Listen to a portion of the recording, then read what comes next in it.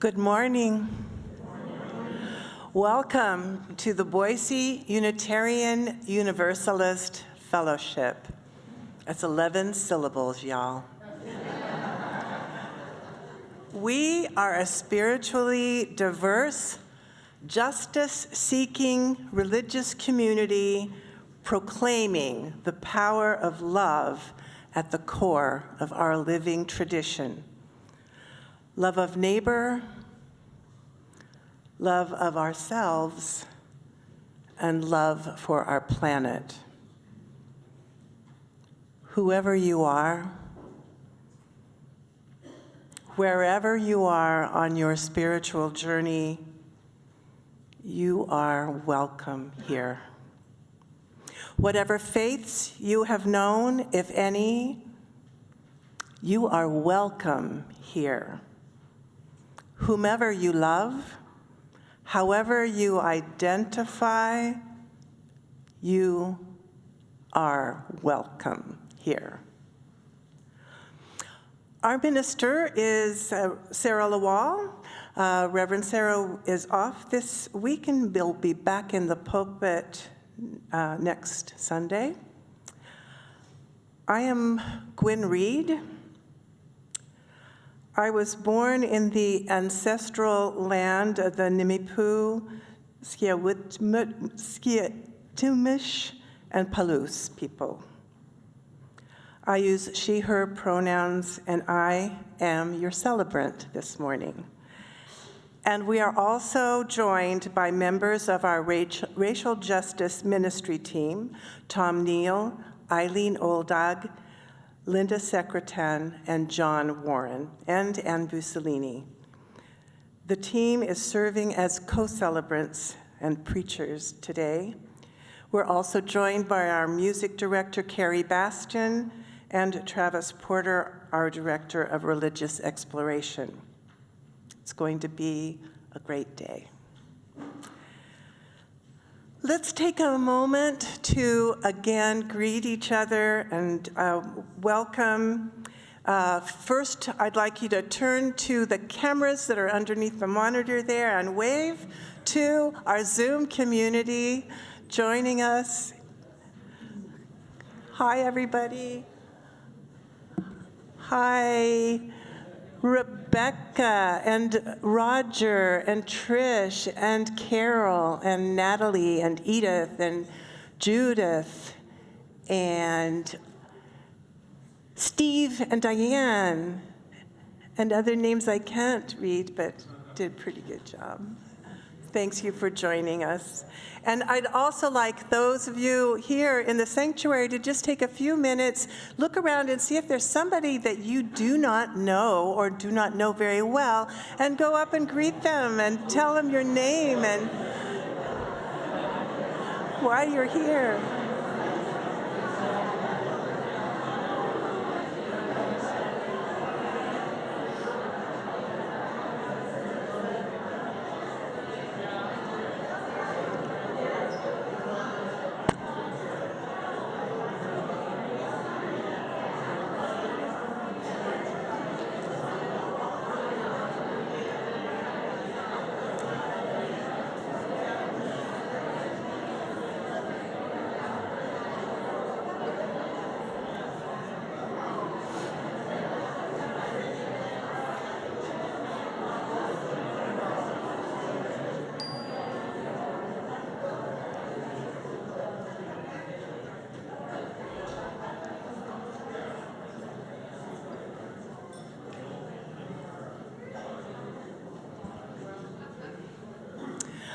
I'd like to give a special welcome to those who are joining us for the first time this morning.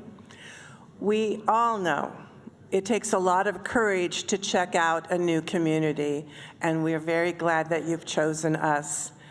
For those of you who are here in the room, we invite you to get to know us a little better after the service in the hospitality room. And those of you who are online, please introduce yourselves in the Zoom chat. And please fill out one of our newcomer forms that are found in either entryway, or I believe Nancy will drop a link in the chat where you could put that information for those on Zoom. We have a couple of announcements this morning. First, very important, you don't want to miss this. This Friday evening, December 5th, is the Merry Musical Fundraiser. They forgot the D, but it'll be fun and a fundraiser. It's to benefit the Boston Bounders Travel Fund. Boston Bounders is our name for our youth who are preparing for a trip to Boston next summer. Boston, as many of you know, is one of the earliest bastions of our faith tradition, and where the headquarters of the Unitarian Universalist Association is located. So at this Merry Musical Fundraiser, you will enjoy holiday music performed by a fabulous hand-picked lineup of top-tier talent, led by our own Mike Lemieux, and it includes Ren Carpenter, Leslie Brown, Corey Strop and family, and more. More information regarding tickets is on our website, and if you get the Wednesday Gazette, there'll be a link there as well. Also, next weekend, it's a busy weekend, Deck the Halls Sunday is December 7th, and it is after the service, so around 11:30, from 11:30 to 1:30, we'll be making crafts, decorating this space, and also it's a potluck, so you can enjoy that as well. So that's what's going on this coming weekend. Each week, we begin our worship service centering ourselves by lighting the flaming chalice, a symbol of our free faith, a beacon of hope, love, and justice. We light our chalice in solidarity with thousands of other Unitarian Universalists lighting chalices today across the globe, reminding us that we are connected to a great community of faith and love. This week also marks the beginning of Advent, a time of intention and reverent anticipation of the miracles of the season. As Unitarian Universalists, Advent asks, what are we waiting for and preparing for in our own lives and in the life of the world? We join in the centuries-old tradition of lighting candles in an evergreen wreath to symbolize the circle of life, love, and light, always with us. The first Advent candle is the candle of hope. Hope is the motivating force that moves us through times of despair. The days are getting shorter, the weather colder, and the nights longer.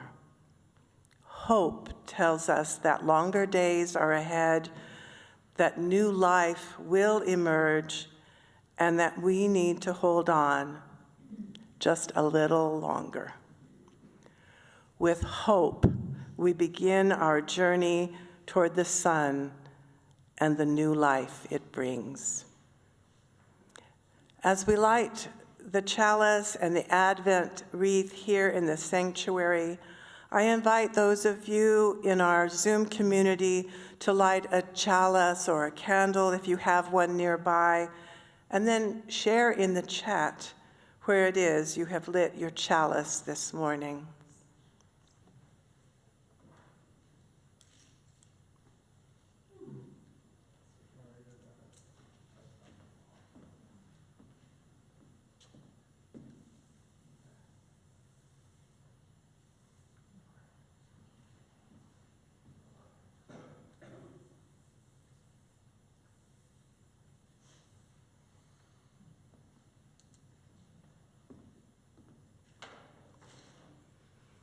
With our chalices lit in all our spaces, I invite everyone to rise in body or spirit and join together in singing our gathering hymn.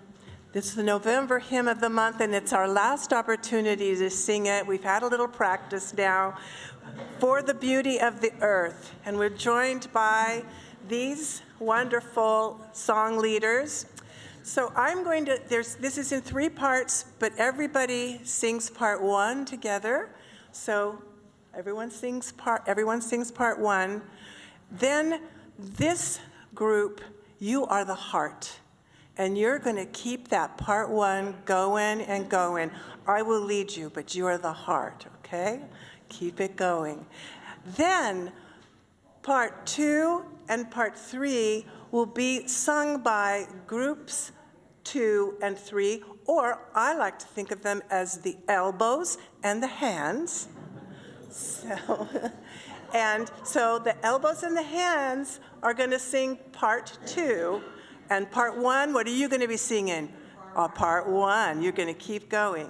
And then when it's after they sing that twice, or actually 4 times, then the part 3, which is the hands on either side, so you're over there and over there, you're going to be led by Jeanette and Bill, and you will sing the part 3 while everyone else is singing what they're assigned. So part 1 is singing heart, part 2 is singing elbow, part 3 is singing hands.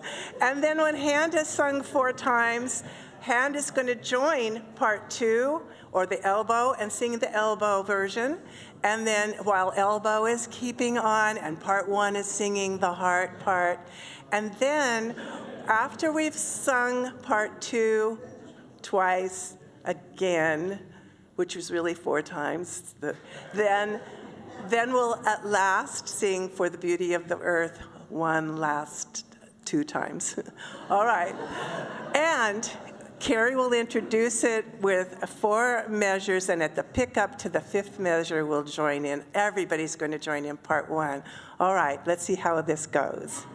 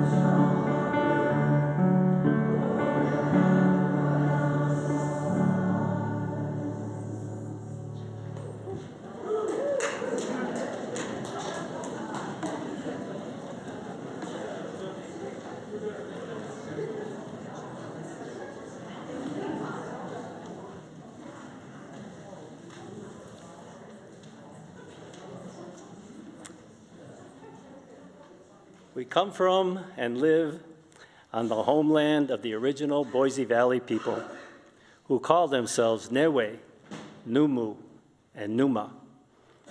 We know them as Burns Paiute and Confederated Tribes of Warm Springs in Oregon, Fort McDermott Paiute and Shoshone of Nevada, Shoshone Paiute Tribe of Idaho and Nevada, and Shoshone Bannock of Idaho.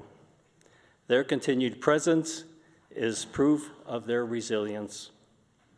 In the spirit of respectful reciprocity, we honor the original caretakers of this place. We affirm the relationships we have to each other, including our relations to animals and insects that inhabit the water, land, and sky. We recognize the relationship, the responsibility to quiet creeks, rushing rivers, sprawling forests, to the brilliant palettes of the sky, to the roots that grip the soil, to the earth beneath our feet. Water is life. We recognize and honor the support and the right to sovereignty for our Indigenous neighbors. For those affected by boarding school revelations, may we find compassionate understanding. May we find healing in the harm that lives in our history. May we find right relations with all beings, and we acknowledge that a land acknowledgement is not enough. Further, we recognize that the wealth accumulated by our developing nation was with the forced labor of enslaved or uncompensated people of color. We believe the time for healing and reparation is now. We are committed to justice and equity for all. And now I invite you to a short little Buddhist meditation. Now let us breathe together. Breathing in, enjoy the delicious air, the oxygen provided by tree. Breathing out, hold to the warm light of sun. Breathing in, consider the solidity, the stability of earth. Breathing out, be refreshed with life-giving water. Breathing in, let the mud settle. Breathing out, find clarity of mind and spirit. Breathing in, welcome our ancestors. Breathing out, enjoy this present moment together.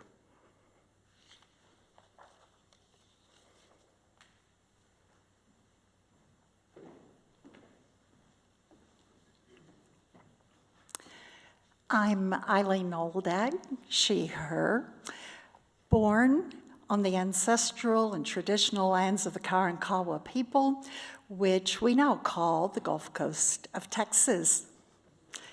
Here in Boise, we have gathered each Sunday in November and held in our hearts the spiritual aim of nurturing gratitude. From altars to apples, from life-sustaining breath to life-changing music, we've honored the sources that give rise to sometimes overwhelming gratitude. We are so fortunate in our lived experience. We are so privileged.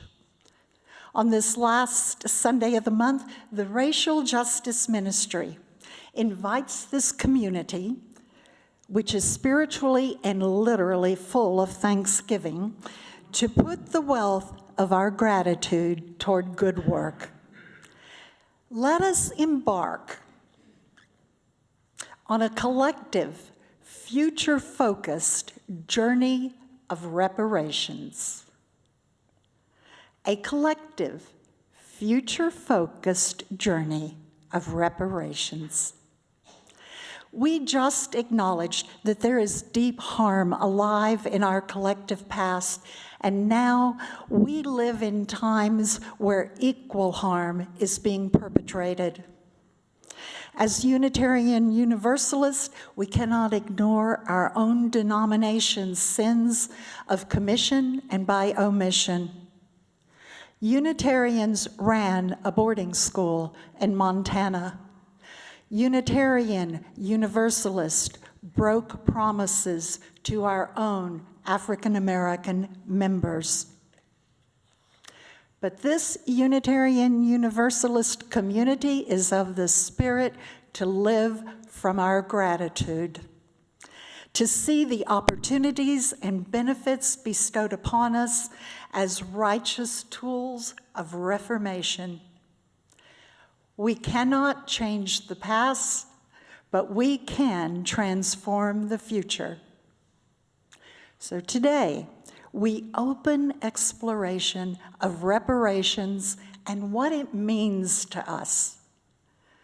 Through this winter, we want to meet and measure, to question and respond, to express doubt when it rises and to have faith when it is required, to form and to reform our understanding of reparations until we can, by our congregational meeting in May, wholeheartedly resolve together to create an ongoing, future-oriented reparations program.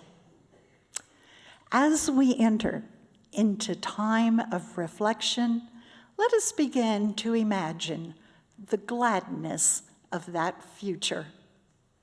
I invite you to rise in body or spirit and join together in singing our centering hymn, number 128 in the gray hymnal, For All That Is Our Life.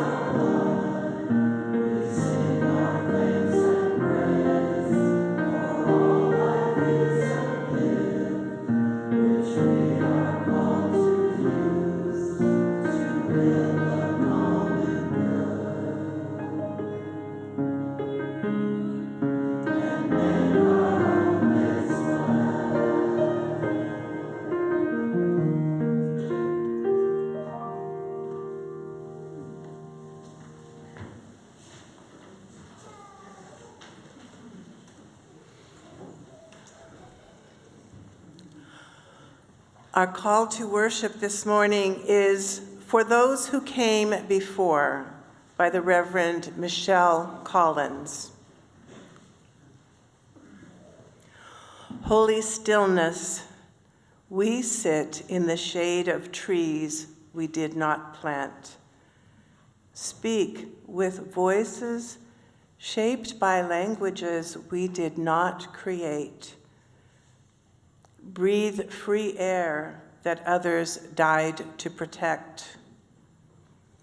Every freedom we exercise, every opportunity we pursue, every moment of safety we enjoy carries the fingerprints of those who came before.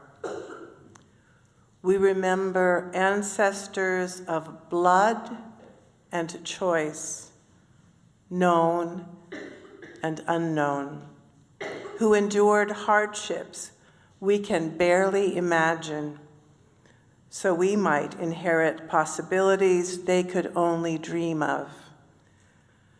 We carry forward the hopes of enslaved people who chose love over bitterness, immigrants who crossed oceans for children they would never meet, activists who planted seeds in ground too hard for them to see bloom.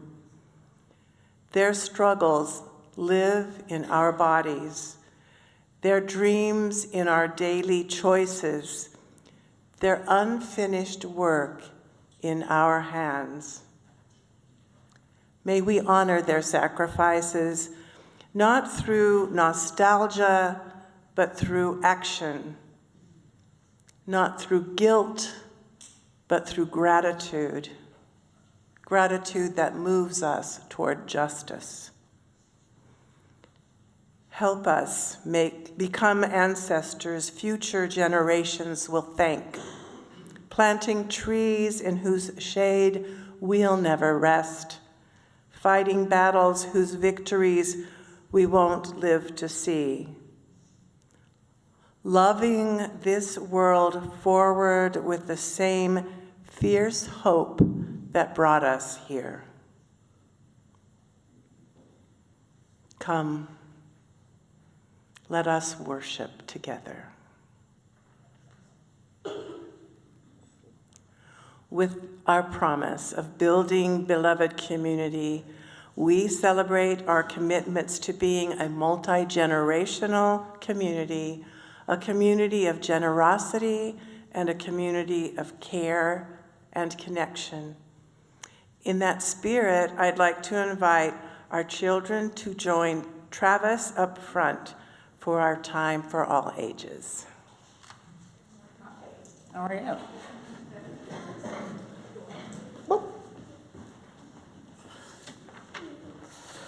All right, let's have a seat right here. Welcome, everybody. Hey, nice to see you. Nice to see you. How's everyone doing? Can I get a thumbs up from everybody? Thumbs up, thumbs up, thumbs up. Okay, I think we're all right. Okay, cool. So for today, for our time for all ages, we are talking about the historical Thanksgiving and being grateful to tell the truth about our history, right? So we're grateful for our real story. And Thanksgiving's not a time of just delicious food, a time with family, but it's something that we together value is the truth, right? Sometimes the stories we think we know aren't the whole story, and sometimes the real story is more meaningful than the myth. So, there's a myth that many of us learned about. It's a simplified version of Thanksgiving with pilgrims with buckle hats, and everybody came together, and we ate turkey. And is that kind of the Thanksgiving that some of you've learned? Yeah. What have you learned? What have you guys been talking about in school about Thanksgiving?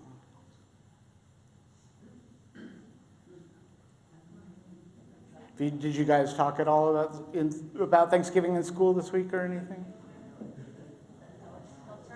What was that?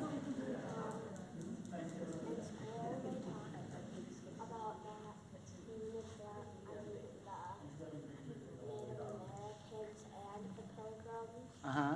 The Pilgrims. Met and then made friends, but they never did. Ah, okay. The Pilgrims did lots of bad things. The Pilgrims did some bad things, huh? It wasn't all what we may have learned in school. Yeah, so a very long time, we've been told a very simple story about pilgrims in black hats and smiling native people and a big turkey dinner. And we saw the story in the classrooms and our decorations and in cartoons. But that story is largely a myth.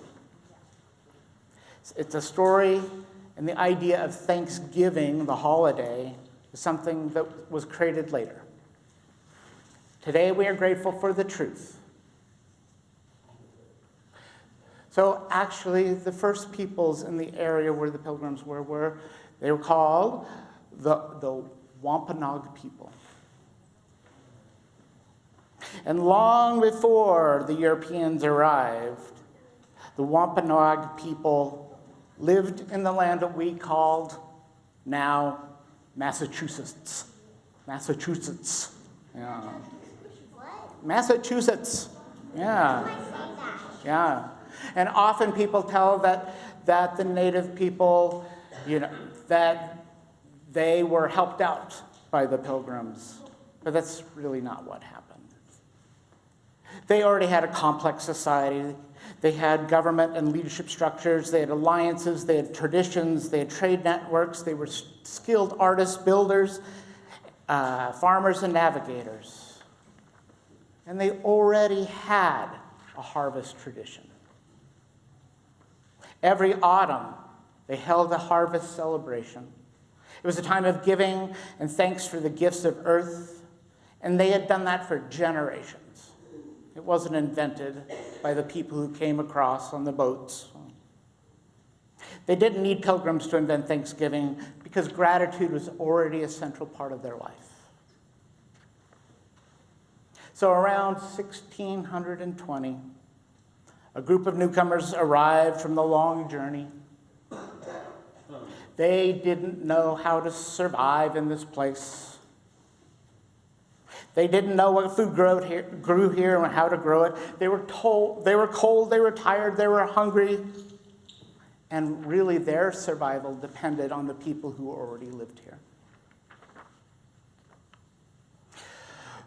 The Wampanoag leaders made a careful and diplomatic peace agreement with these newcomers.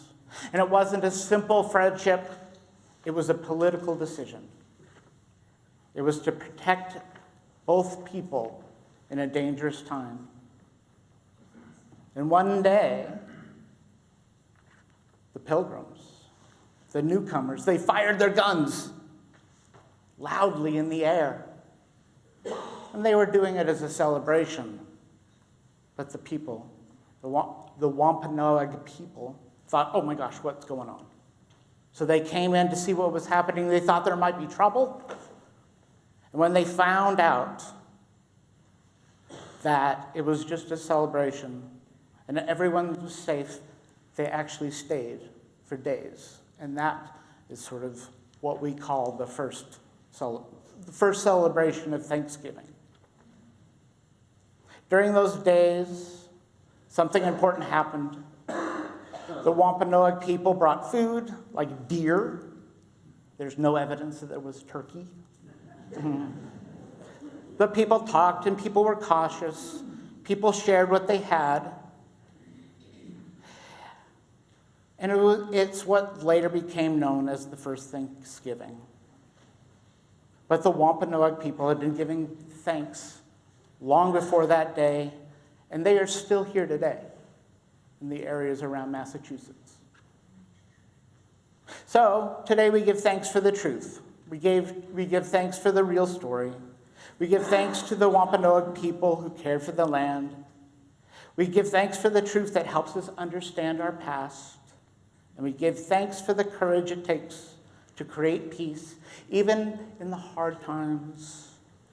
So as we head off to our religious exploration classes, and we're all going to go this way today, we're all going to go together, I invite us all to think about, how can we practice gratitude that includes everyone? Not just in stories, but in real life. And now, let us sing our community blessing. The words will appear on the screen.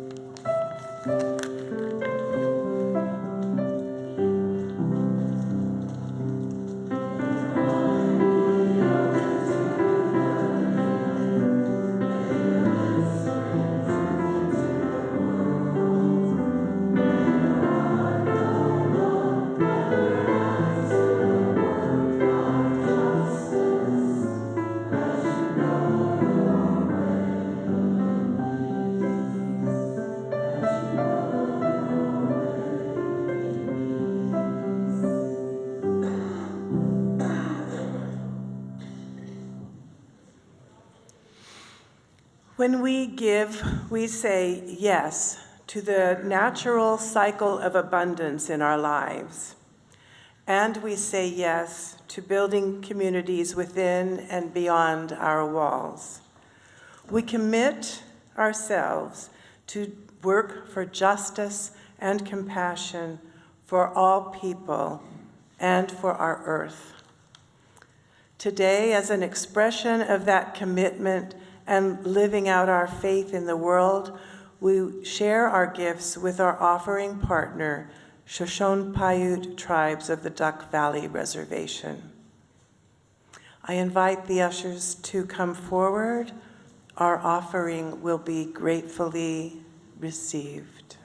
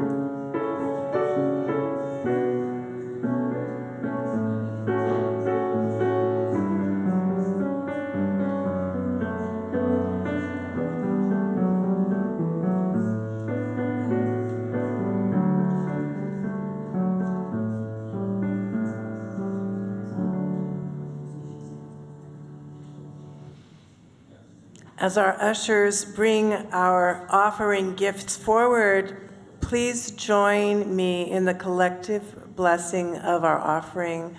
The words are on your monitor. We bless these gifts so freely given. May generosity always be our companion as we walk the holy path toward ever greater compassion and beauty.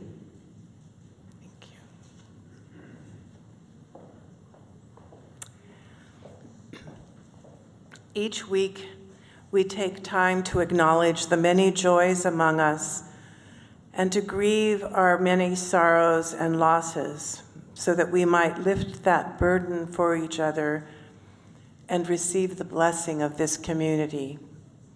It is through our sharing with one another that we forge deep bonds of community and connection. I do have one joy and sorrow combined. Michael Howard has told us that he is now home from St. Luke's. The heart surgery went well, but recovery has been a little rough. So he's still on oxygen at home for a week or so. So keep Michael Howard in your thoughts.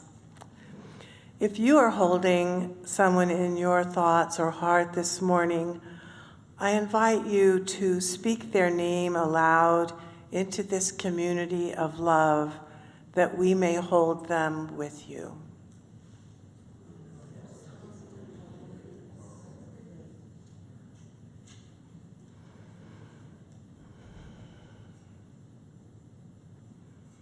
May the arms of this community hold all our joys and sorrows, those named and those that remain silent and close to our hearts. Let us together take a deep breath in and out, releasing the sorrows the world knows too well and finding comfort in our companionship with one another. Recognize that you are part of a whole and holy community where joy and woe are woven fine. In that spirit, I invite you to rise again in body or in spirit and join in singing our hymn, When Our Heart is in a Holy Place, number 1008 in the Teal hymn book, and the words will also be on the monitors.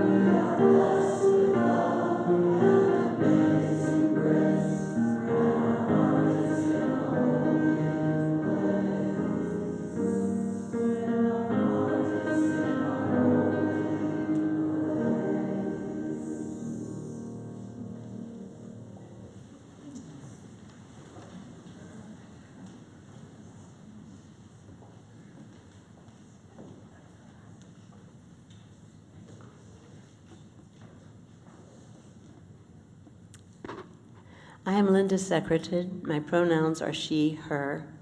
I speak as the settler descendant of those who first set foot on the lands of the Wampanoag people. I'll also try that again. I speak as the settler descendant of those who first set foot on the lands of the Wampanoag people.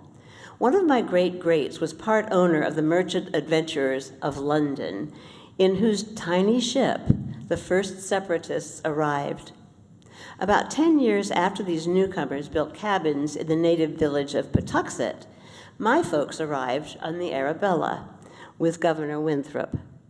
En route, they heard his famous sermon on Christian charity. His metaphor of the city on the hill is now the corner of American exceptionalism. From their landing at Plymouth, remember Patuxet, the family moved quickly to displace the Nipmuc, Pennacook, renaming their land Groton, Harvard, and Shirley. After King Philip's Wars, my family strengthened their claim there. The family history puts it this way. They obtained a land grant from the Aborigines. This grant gave them title by ancient possession and by right of discovery. Meanwhile, members of my family, other settlers, and the people of the Narragansett and Mohican tribes joined in the Pequot Massacre. They set the village afire, killed hundreds of native souls.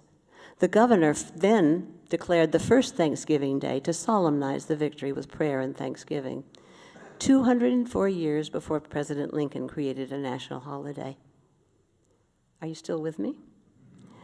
If so, I thank you. And if instead your mind is beginning to drift toward your own deep myth of origin on this vast North American continent, so be it, and just as well. You may be hearing your own spiritual call to truth and healing. Whose ground bears the imprint of your family's feet? Where have your own feet trod? What stories bear you forward in pride or shame? But why need we dive deeply into a past we cannot change, the way back, which we did not ourselves fetch into being? Our stories are captivating, part of our emotional and imaginative DNA. I hadn't looked at mine for decades, but now I can't turn away. Pages and pages of begats and their adventures and misadventures. The Indians captured great-great-uncles who chose to stay, resisting their families' attempts to bring them back. They knew the good life when they saw it. A full belly, warm shelter in the winter, survival skills they could learn. Who would return to a stinking dirt floor log cabin to endure near starvation? Great-great-grandmother Elizabeth was accused of witchcraft. Great-great-aunt Sally hauled wood from the shed with one of the Chippendale chairs brought from England. And as Cotton Mather attested, another of my great-great-foremothers was possessed by devils. Great-grandsire Lieutenant David Holman, who fought at the battles of Lexington and Concord, had a desk that is now in my brother's home. When I was a child, my grandmother let me open the secret compartment and find the cracked leather pouch full of mini balls. Do we need to dive deeply into a past we cannot change? The way back which we did not fetch into being? Remembering ancestors holds us in nostalgia and exceptionalism. There are still pages and pages more of family history, implicitly elitist and privileged, history held up as important to me. As a busy young mother in the high desert of California, I was ready to ignore the pull of that history. I would love to declare that I felt a stirring of responsibility toward indigenous people who for over 400 years had felt my foot upon their neck. But no. At the time, I was dressing myself and my girls and their dolls in fringed Indian dresses, feathers, and beads to join other Indian maidens. To register our YMCA group, we appropriated the name of a people who had lived in our desert foothills long before we arrived. We called ourselves the Katanamek tribe. While I ignored the family myth, I contributed to it in my own particular way. Today, I would seek to stop perpetuating the harm. I would become a better ancestor. With this beloved community, with you here today, I can embark on a journey focused in the future. I came to MOVE by the happy accident of discovering the astounding racial justice Wednesday wake-up coffee circle, and I got schooled. I had spent a couple of years peering into my knapsack of whiteness and privilege.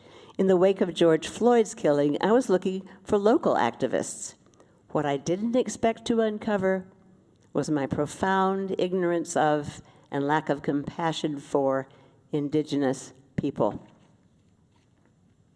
They existed for me only insofar as they appeared in my family mythology, my heart untouched by the living traditions of our earliest inhabitants. Then, the kindly invisible tutelage of the Racial Justice Ministry ignited a flame. This I will call the fire of truth, whose slow-burning fuse has brought me before you now, full of the passion of the recently converted, ready to continue my education in the generous company of others. The pioneers suggest that the re-indigenizing, rather than recolonizing our knowledge base and worldview, is a way to begin. We can and should read widely. You will be moved by An Indigenous People's History of the United States by Roxanne Dunbar and Braiding Sweetgrass by Robin Wall Kimmerer.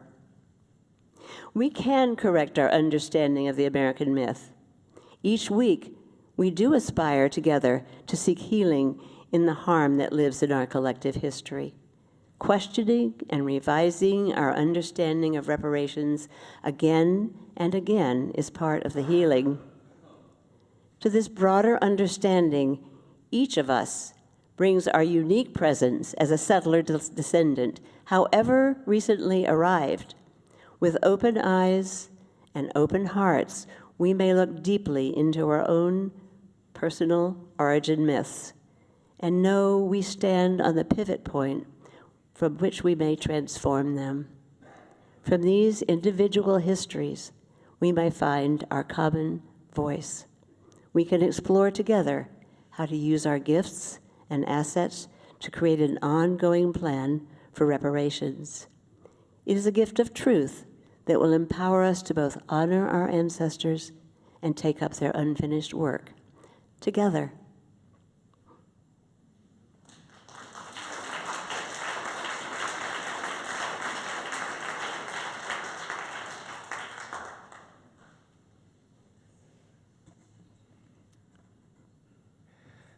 I'm Tom Neale, and I was born on the ancestral lands of the Cuyahoga and Erie Nations. That's northern Ohio. Growing up with my sisters in front of a new TV, we were introduced to cowboys and Indian stories. The cowboys were white, heroic, and represented all that was right and good. The Indians, those savages, evil and trying to kill us. I watched Roy Rogers, Gene Autry, the Cisco Kid, Hopalong Cassidy, Cheyenne, Wagon Train, and Bonanza. The stories were mostly the same. I wanted to be like those cowboys that saved the day, but I also got what we call today a false narrative. I got a misleading and dishonest story.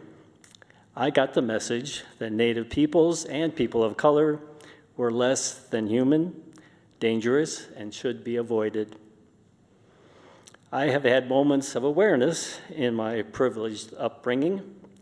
One of them came on June 22nd, 1969, when the Cuyahoga River, named for the tribal nation on whose land I was born, caught on fire.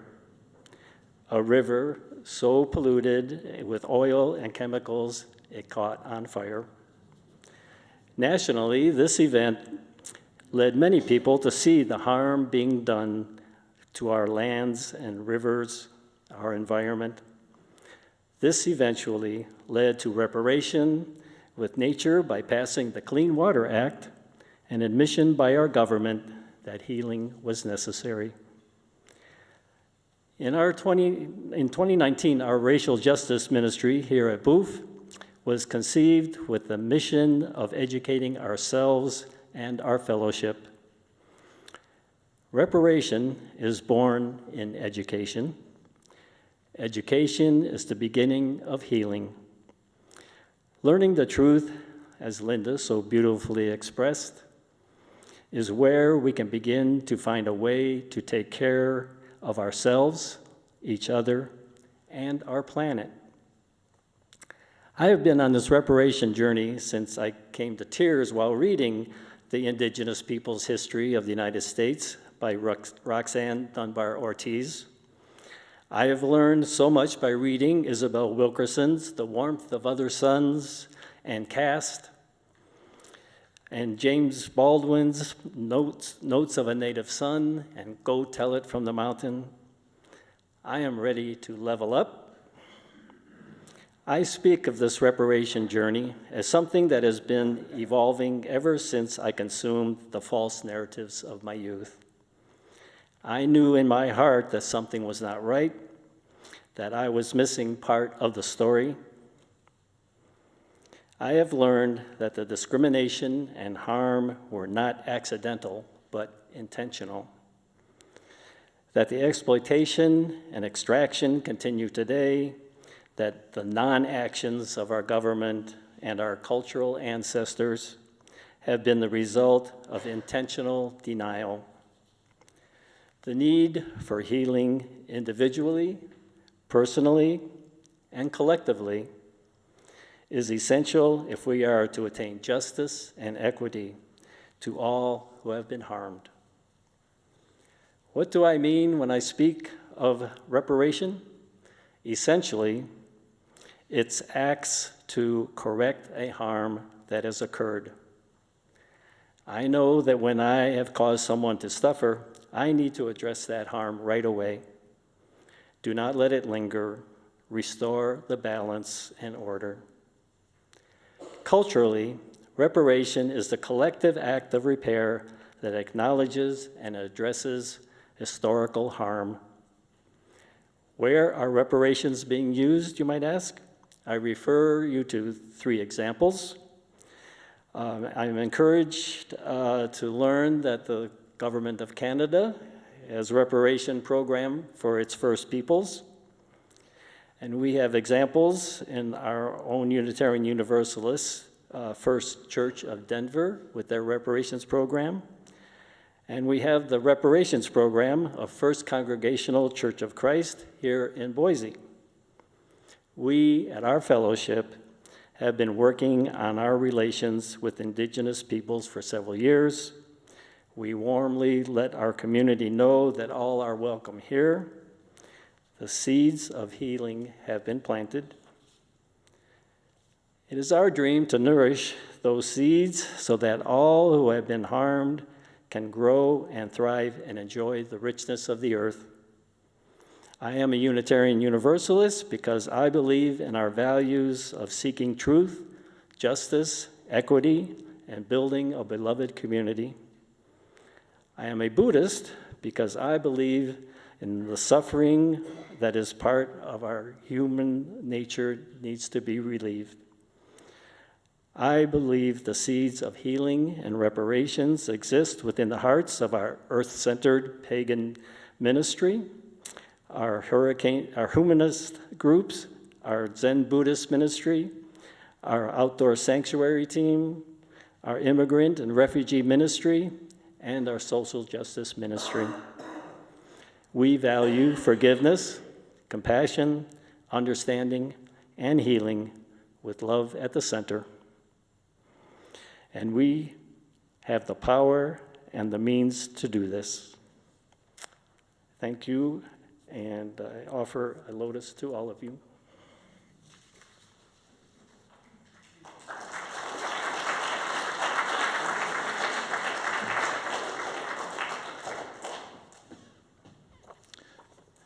Thank you, Tom. I'm John Waring. I grew up in North Carolina with Paula on land that didn't belong to us. belonged to the Sara and the Eastern Band of the Cherokee. I did not know that until last night. I did not know that until last night. Now, we're going to talk about gratitude. How many of you have been to Costco? Okay, on third aisle on the back. Seriously, if you go to the Costco off of Cole Road and you exit to the west, you'll see a small woman, diminutive in stature, and she holds a sign. They'll say gratitude or something like that. We have seen her, I don't know how many times. A few weeks ago, Paula said, I wonder if that were Jesus. Would I stop? So, got out of the car, pulled over, and being the generous people that we are, we got out a $20 bill and walked over and, oh, this is great. I'm giving this poor woman $20. I was overwhelmed, actually. She looked me in the eye. She said, thank you. And she asked about me. She asked about my family, how I was doing. And I sat there and thought a minute, and Paul and I talked about it. Who was helping whom? I received as much as she did. And just as an aside, I would challenge you the next time, don't open the window, pull around and get out and actually walk up. She's a very interesting person. And I had seen her in a totally different light. And it sort of made me think about, okay, how do we hook this gratitude with all of this? And gratitude begins with understanding. And remembering we're not separate, we're not self-made, we're not alone. We're all one. And I realized listening to everything from Gwyn, Tom, Linda, Eileen, that a lot of what I'm saying has already been said in different words. And everything, our homes, our food, our environment, relationships, all of that rests on countless acts of love, care, concern, both human and non-human, and from those we know and those we do not know. This service is actually a good example of that. You should be very grateful. I've never appreciated how many people it takes for this to happen. It's enormous. It really is. So we actually owe a lot of gratitude to Gwyn, and I thought, okay, Reverend Sarah's not here. And Mike and the team and Carrie. Anyway, this is not on my script. Don't worry, Gwyn told us, we have so many minutes, so let me speed up. But I just thought it takes a heck of a lot of people to do this, and I didn't realize it. So what do we do with all this? What does this have to do with reparations? Well, gratitude can open our eyes, and probably more important, our hearts. You can think of reparations as gratitude in action, love made visible. Sometimes we see it, sometimes we don't. And asking just simple questions. What has been broken and what can we do to heal that? And Tom and Linda have talked about some of the aspects of that. Our groups wrestled with this. If you want to hear a group of 6 people at Booth talk about what reciprocal means, you need to come to our group. So 1 hour later, we're still... The point I'm trying to take, this is a complex thing. It's not easy, and all of us have different things that we bring to it. And I was trying to think about what's some word that I could think of. And Sarah's sermon last week about hometown gratitude made me think of, okay, I'm going to create a word. It's going to be gratituding. Gratituding. Gratitude's a noun. It's a thing. It's like, oops, this is gratitude. I would like for us to think of gratitude as something that's action. It's an action verb. It's actually doing gratitude. And I find that stories help me think about this.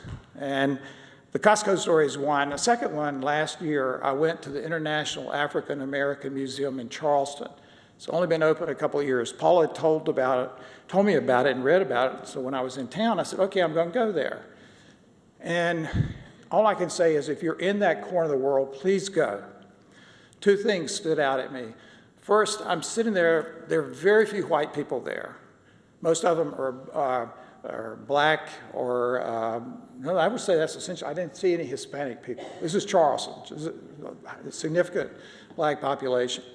What struck me, though, was three women that came over and they were having a fun. They were laughing and talking, and they had a T-shirt on that said 60.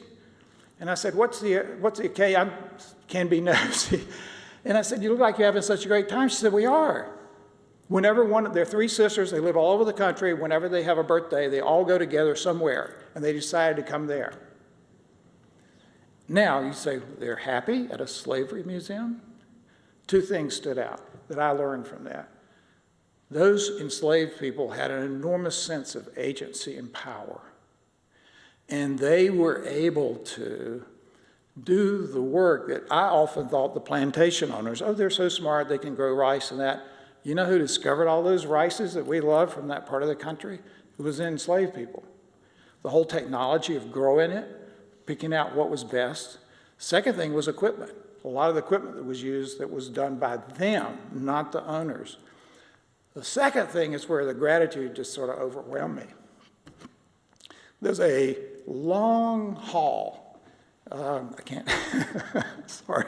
There's a long hall, and what it shows is sort of the history or timeline of African Americans, not just in America, but in the world, starting from back probably 12 or 1300 all the way up to now. Now, why would that be interesting? At the very end, there's this powerful statement. We are still here. We are still here. And it just struck me, having grown up in the South, think of the power of that. And so several of us have talked about that, but that resilience and power to do that. And that, I think, is something to be grateful for.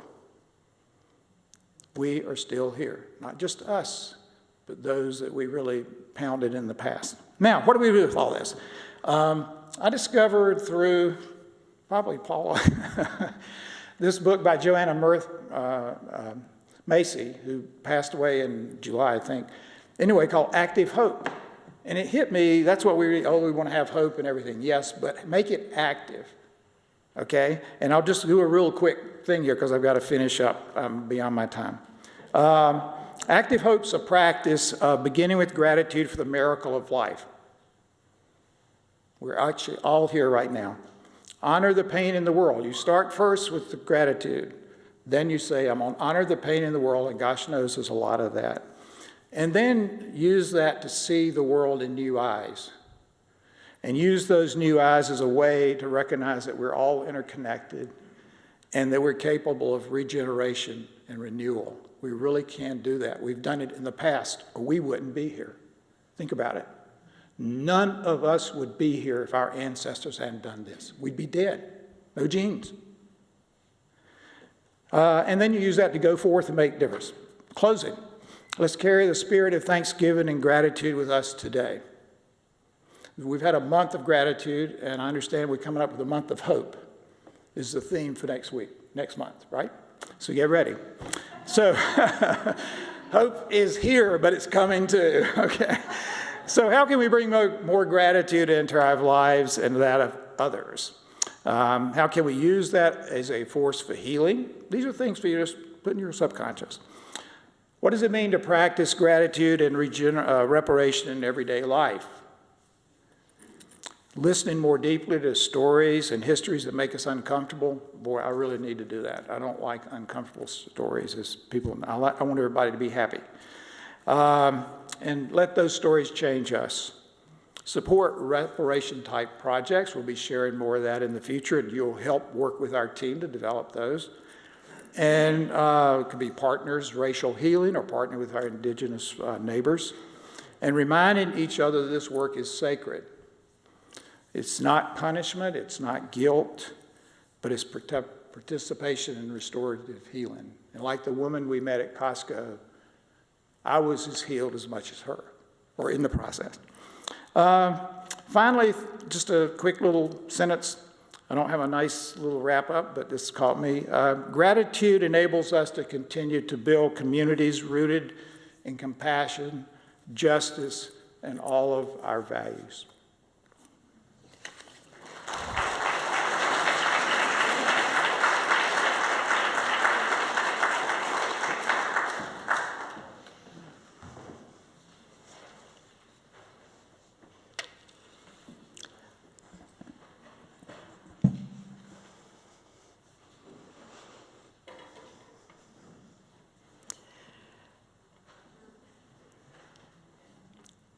Dear ones, the Racial Justice Ministry is so happy you joined us today. As we close our service, I invite those who are here in the sanctuary to stand in body or spirit to sing our closing song led by Anne-Marie Bussolini. I invite those of you who are at home, you're already muted, sing out loud. No one's listening. This we all know and believe. If I had a hammer, please, if you will. After we sing, please remain standing for our closing words. If I had a hammer, I'd hammer in the morning, I'd hammer in the evening, all over this land. I'd hammer out danger, I'd hammer out warning, I'd hammer out love between my brothers and my sisters, all over this land. Ooh, if I had a bell, I'd ring it in the morning, I'd ring it in the evening, all over this land. I'd ring out danger, I'd ring out warning, I'd ring out love between my brothers and my sisters, all over this land. Ooh, if I had a song, I'd sing it in the morning, sing it in the evening, all over this land. I'd sing out danger, I'd sing out warning, I'd sing out love between my brothers and my sisters, all over this land. Ooh, well, I got a hammer and I got a bell, and I've got a song to sing all over this land. It's a hammer of justice, it's a bell of freedom, it's a song about love between my brothers and my sisters, all over this land. It's a hammer of justice, it's a bell of freedom, it's a song about love between my brothers and my sisters, all over this land.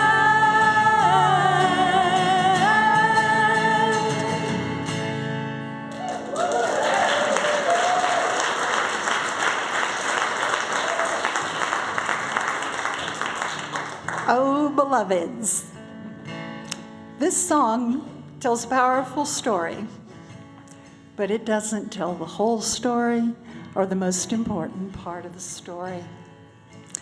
The most important part of this story is we are the hammer.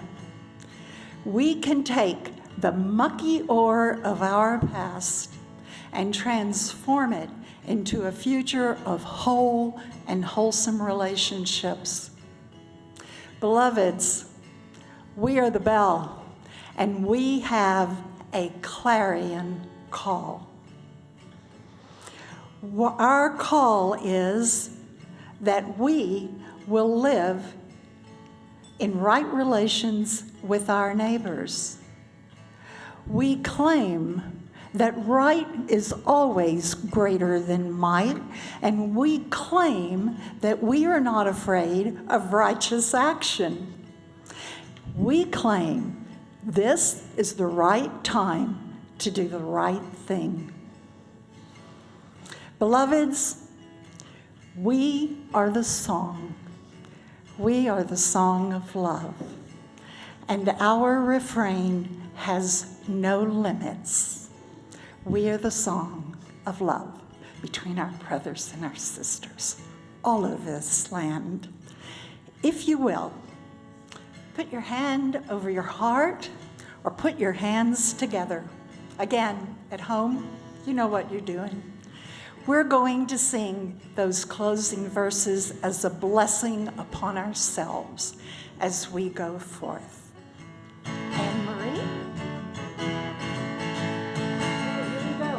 Well, I got a hammer, and I got a bell, and I got a song to sing all over this land.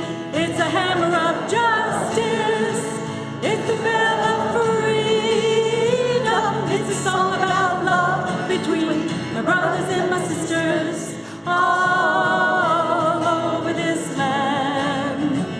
It's a hammer of justice, it's a bell of freedom, it's a song about love between my brothers and my sisters all over this land.